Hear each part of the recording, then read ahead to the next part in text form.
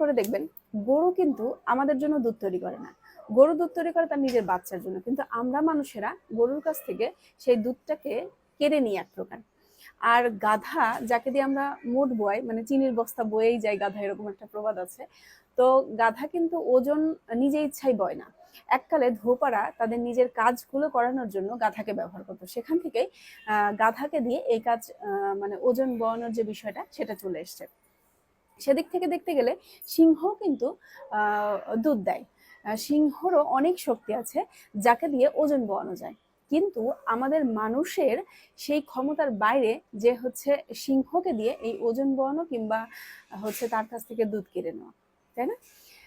তো মোদ্দা কথা হচ্ছে এই যে আমরা যেগুলো ভালো মানুষ কিংবা হচ্ছে বোকাশোকা মানুষ, তাদেরকে আমরা সবসময় গাধা কিংবা গরুর সাথে তুলনা করে থাকি।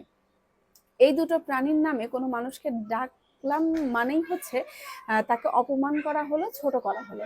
উল্টো দিকে সিংহকে নিয়ে যদি কাউকে ডাকা হয় যে আপনি সিংহের মতো, তো সেই মানুষটা খুব বেশি গর্ববোধ করে। সিংহ হচ্ছে বনের রাজা, আমিও মানে পৃথিবীর রাজা, এরকম একটা ভাব তার মধ্যে ক্রিয়েট হয়।